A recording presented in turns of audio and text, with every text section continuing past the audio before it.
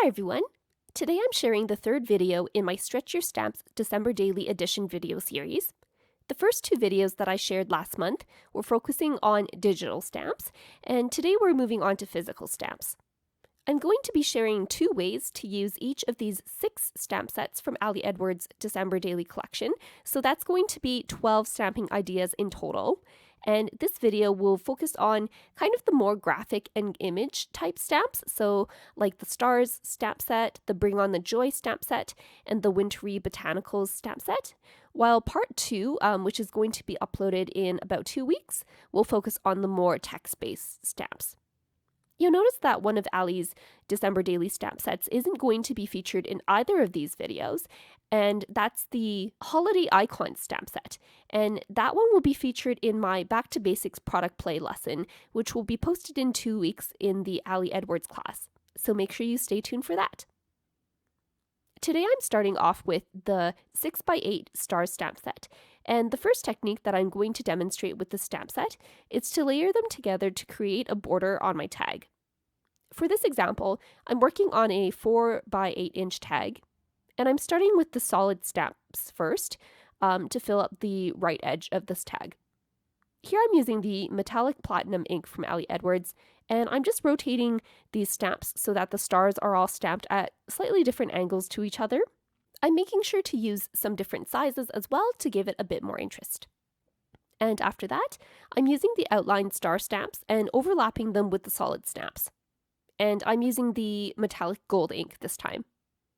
You'll notice that none of the outlines match up exactly with the solid stamps, but this way I get kind of like a cool layered effect. And once I've finished filling up that border, I'm going to finish off this tag by applying some gold foil to the edges with a regular glue stick. I'm just rubbing the glue randomly over the edges, and when I place my transfer foil on top of the tag and burnish it down, the foil is going to stick wherever I have glue on my tag, giving it kind of like a random and worn out look. And you can repeat this however many times you like to get more foil onto your tag. Once I finished foiling the tag, I added a few gold puffy star stickers to the bottom right corner of the tag off camera, and also some ribbon and twine at the top of the tag. And I think this technique would look really cool if you stamped the solid stars in like a red or green and then gold embossed the outline stars on top of that, or if you used like a light blue for the solid stars and a darker blue for the outline stars. And you can play around with different color combinations and see which ones you like best. My next technique, featuring the Stars stamp set, is to add stitching detail onto my tag.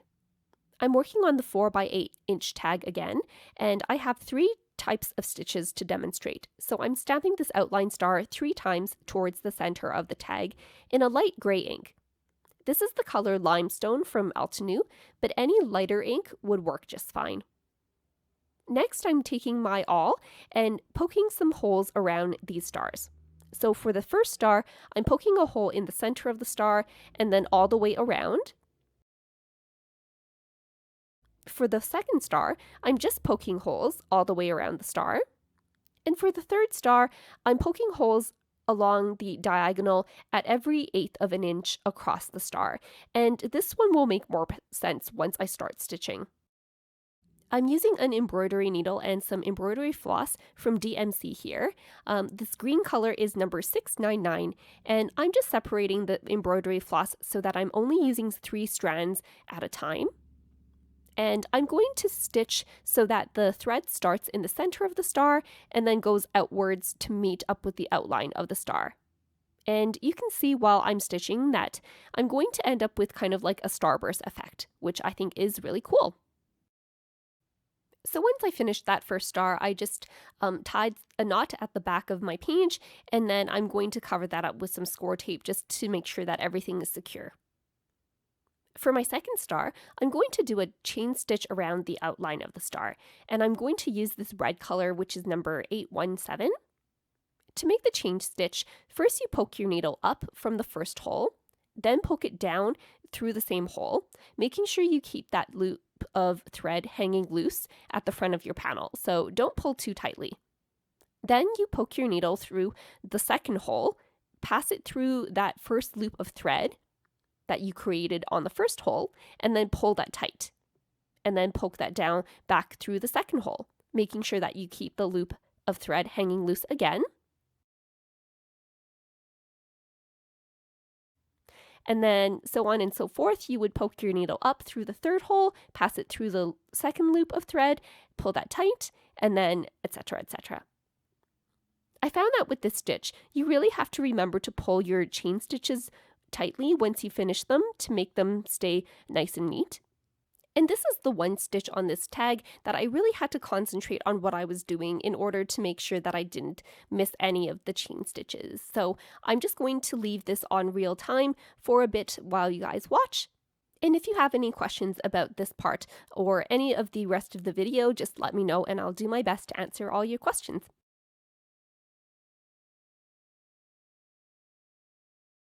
So this star definitely took me the longest time to do, to the point where at the end of this video it chopped off before I finished the star, but I do really like the effect that it gives, being just a bit thicker than the regular straight stitch, and it kind of makes it look like a cable knit sweater type stitch, so I just really like having that on a December daily project. So here I'm just finishing up the chain stitch, and then next I'm going to move on to my last star. For this third star, I'm going to use the green thread again, and I'm stitching diagonally across the star. Now you can see that my lines aren't exactly parallel to each other. If you'd like your lines to be a bit neater, you can definitely use a ruler to make sure all the lines created by the holes are parallel before you're poking them. But I didn't really think about that at the time, so my lines are a bit messy. Once I'm done, I'm just going to stitch around the star with a plain stitch to give it a nice outline. And off camera, I finished my tag off with some red stitching around the edges of the tag, as well as some ribbon and twine on the top of the tag, and a red glitter heart in the center of my red star. I think it would be really fun to stitch several of these stars across your page and then stitch some vertical lines coming up from the tops of each of the stars to make them look like ornaments. The next stamp set we're going to play around with is the Bring On the Joy stamp set. And my first technique is to use this stamp set with an alphabet stamp to create titles for your journaling cards. I noticed that a few of these icons look a lot like letters, like these ornaments look like O's, the Christmas tree and the Santa hat look like A's, and the string of lights could pass as an L or an I. And I also noticed that these icons are approximately the same height as the December Daily 2021 alphabet stamp set, so that's about 1 inch tall. So I thought it would be really fun to come up with a few words that I could stamp on these 3x8 inch journaling cards. I think this is a great way to add like a title or a prompt to these journaling cards that don't have any words on them, and that way they're a bit easier to use once December rolls around because you'd already have something on them. I did find that I could only fit a max of 4 to 5 letters across the top of these cards, but if you do have a longer word, you can definitely try stamping the word vertically across the right edge of the card, or alternately stamp on a 4x6 journaling card instead. And I just had so much fun playing around with the stamp set with the different colors of inks that I had. You'll see here that I tried to ink up my whole word and stamp it all at the same time, and I did find it to be not stamped as evenly at that time, partially because I have an uneven plastic desk, so it kind of sags in the middle. So I did find it a bit easier to stamp out the letters individually, but if you have a stamp platform, you can definitely use that to stamp out the whole word all at the same time. I'm using Altenew dye inks for this, as usual, because they are my favorite stamping ink. The red I used Vineyard Berry. For the grey I used Evening Grey. For the blues I used Desert Night, which is the darker blue, and Misty Morning, which is the lighter blue. And for the green I used Mountain Pine. But you could definitely play around with this and maybe alternate some ink colors, like going between a darker blue and a lighter blue, or alternating between a red and a green, or you can try playing around with heat embossing these as well to make them really stand out. And if you stamp this with a black ink, you can also color the icons with either some watercolor or some pencil crayons, depending on what type of black ink you use and whether it's waterproof or not. And I think that would look really cute as well. And here's a look at all the cards that I stamped on with this technique. Another way to use this stamp set is to create your own cork embellishments. Here I'm using the adhesive-backed cork sheets from Crafter's Companion, and what I love about this cork is that it's thin enough to be die cut or punched or used in electronic cutting machines, and it's smooth enough on the surface that I can stamp on it without too much hassle. So here I'm using my archival jet black ink and stamping a couple of these icons on the cork. And then I'm using my 1.5-inch circle punch from EK Success to punch these out into circle shapes. I just found that the 1-inch circle punch was a bit too small to punch out these shapes. I did realize after a couple that it was easier to punch the circles out first, then stamp in the middle, so I switched to doing that afterwards. Next, I tried stamping out one of my images with the gold metallic ink from Ali Edwards, but this one didn't show up as clearly as I would have liked. So to get that gold to show up a bit better, I'm going to try heat embossing some of these stamps with gold embossing powder. So to do that, I'm just stamping down with my Versamark ink. This is like a clear sticky ink that holds onto embossing powders so that when I sprinkle on the embossing powder, it sticks to my stamped image. And after that, I'm using my heat gun to melt the embossing powder until it has a smooth finish. The cork does bend a bit with the heat, but once you adhere these down onto a page, it'll lie flat just fine. And I think these turned out super cute. I didn't get a chance to try it out in this video, but I think these would look really cute as well if you tried out like white embossing powder or silver embossing powder and other colored embossing powders if you have any in your stash. And here's a photo of what the cork embellishments ended up looking like. I think it would be really cute if you just adhered these directly to like a journaling card, for example, or if you punched a hole on the top of them and used them as like a little tag with some ribbon or twine through the top. And the gold detail is a bit harder to see in the photo here, but if you tilt them up in real life, they do look really noticeable on the cork. The last stamp set I'm using in today's video is the Wintery Botanicals stamp set. And the first technique I'm sharing is using two-toned stamping to give your stamped images a bit more dimension. I'm going to start off by inking up my poinsettia stamp with a lighter of the two red inks that I'm using. This one is the color Crimson from Altenew. And before I stamp this down onto my page, I'm going to carefully dab the darker red ink just along the outside edges of the poinsettia. This one is the color Velvet, also from Altenew. And it's a bit harder to tell on the video, but once I stamp this down, I get a nice gradient effect where the center of the stamped image is a lighter color going to a darker red color at the outer edges of the leaves.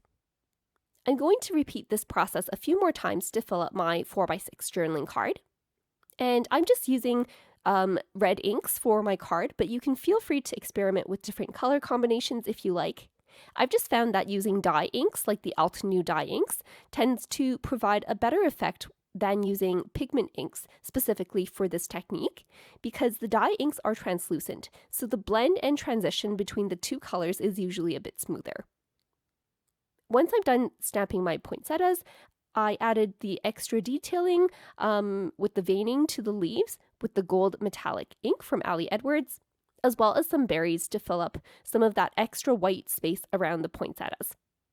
I do like how this card ended up turning out, but I think next time what I'll end up doing is I would probably gold emboss the veining on the leaves as well as the little berries in gold embossing powder instead of the metallic gold ink, just to give it a bit more contrast and a bit more impact. I just find this metallic gold ink doesn't stand out as much as I would like it to on the page here.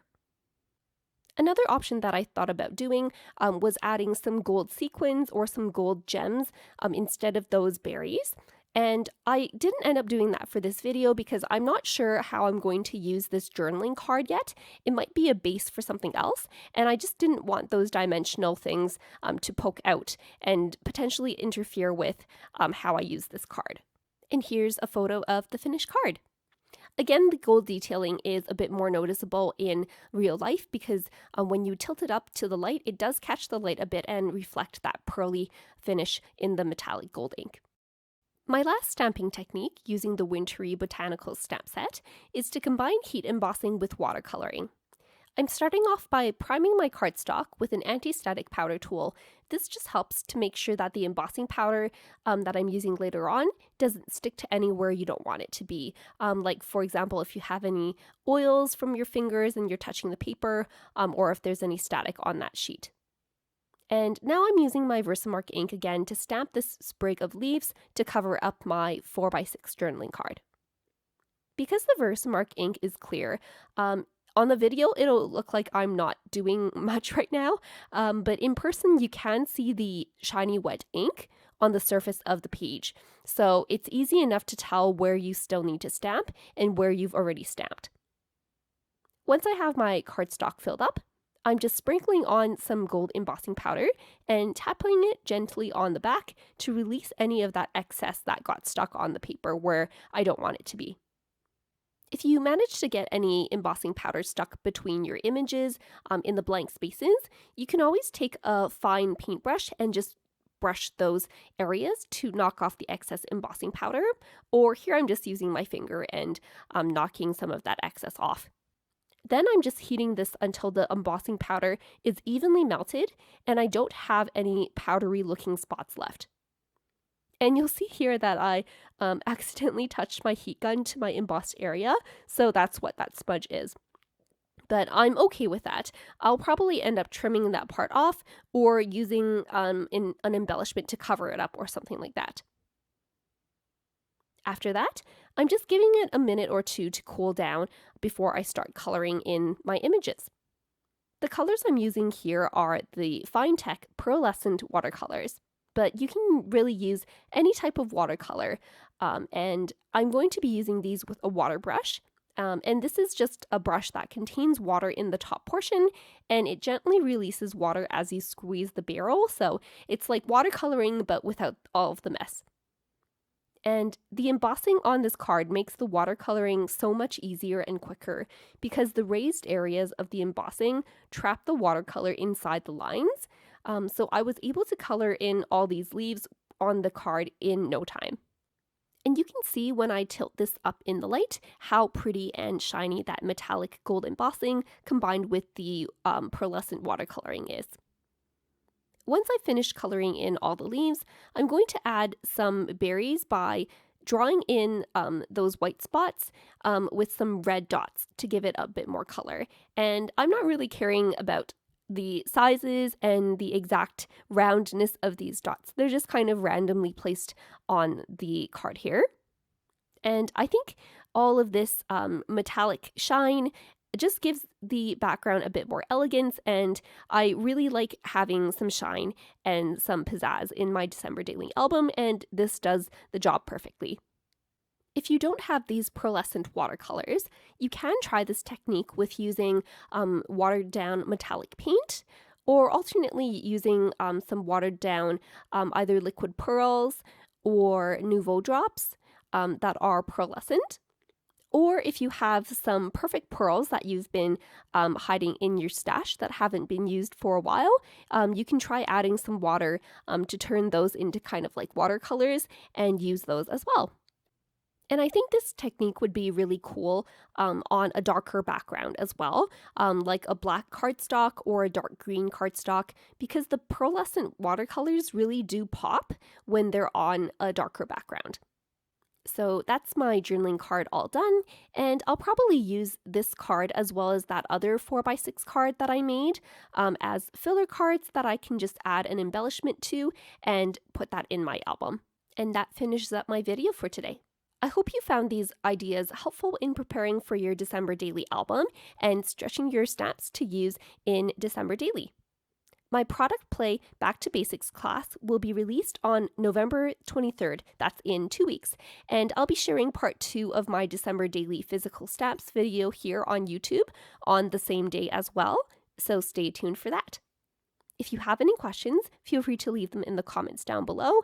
And if you like this video, make sure to give it a thumbs up and make sure you're subscribed for more videos. Thanks so much for watching.